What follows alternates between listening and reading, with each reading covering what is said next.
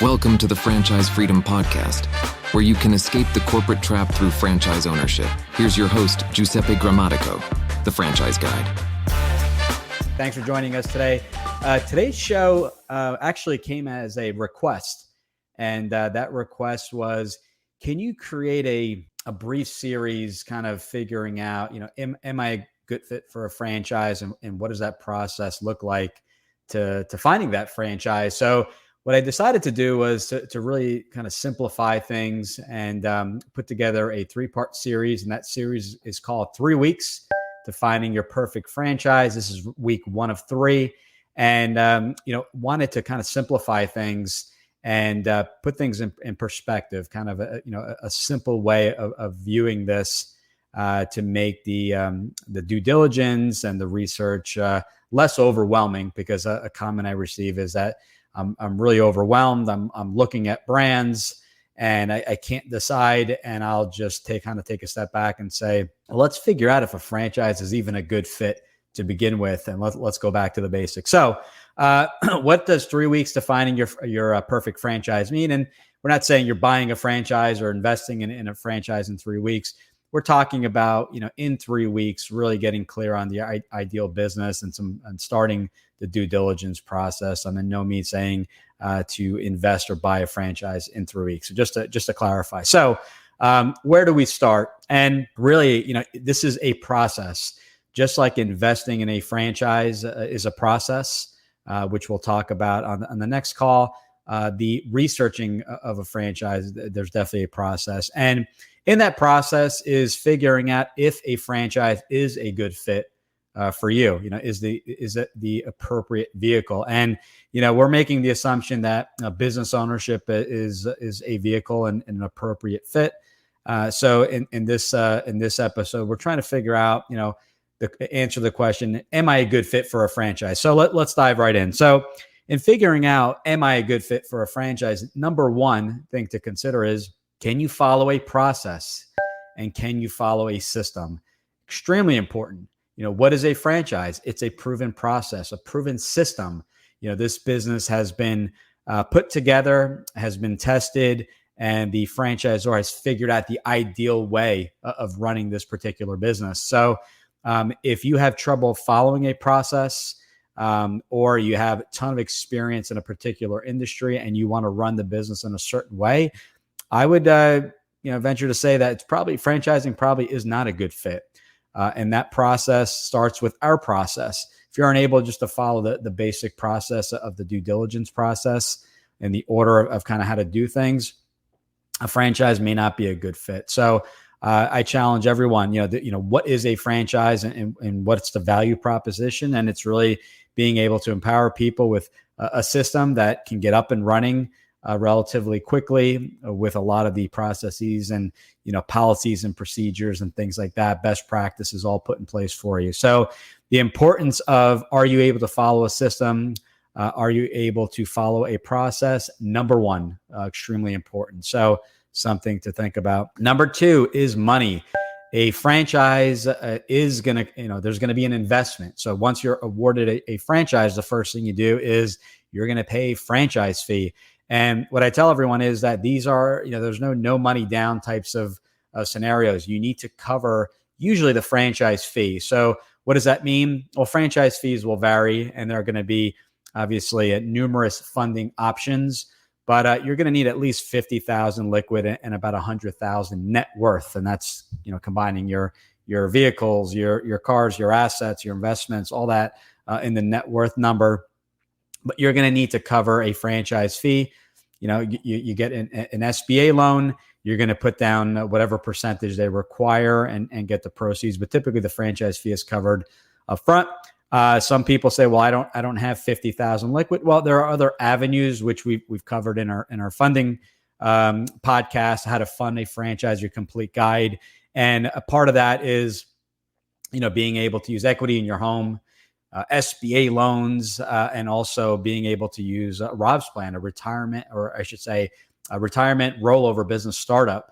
And as part of that, it's usually coming from old traditional IRAs or retirement plans that you had with a previous employer. So visit that. I'm going to put that here in the show notes. your complete guide to funding your franchise. Excellent episode with Tara Thomas at Fran Fund. So money is going to be a factor as well. We want to make sure we have the money to invest in the business to get us through the first 3 to 6 months. We also, if we're running this full-time and leaving our job, that we have funds available to cover our living expenses. And we cover that on the funding podcast. And then number 3 is time frame. And this is one that gets overlooked over and over again. And time frame is big because when you are looking at a franchise, it's similar to kind of buying a home, right? It's not when the timing is right. You'll place an offer. When you find something you like, you place the offer, and hopefully that offer is accepted. With franchising, territory availability, whether it be a territory or location, is also going to be a factor, right? So if the territory is available today and you want to revisit 6 months later, odds are that territory may or may not be available. So once you have a time frame of of not opening but making a decision, I would say in 6 months or less, that's probably a good time to start the due diligence process. Start talking with the brands, figuring out what territory. There's going to be an entire call on territory mapping and what that looks like. So that's going to be extremely important because you want to get that territory, the ideal territory location, set up and selected. And then, if there's any type of additions to zip codes or additional territories, that's all figured out so that the franchisor at some point will, as you move along the process and show interest and commit to a discovery day where you're actually visiting the franchisor, they're able to lock in those territories. So for X amount of time, assuming the franchise, you are awarded the franchise, you'll be locked into that location or to those territories. So let's recap. Need to be able to follow a process or system. Critical. Money, at least I would say on average, and this is averages, and franchise fees will vary, of $50,000 liquid cash, money markets cash, and things like that, and about $100,000 net worth would be a good starting point.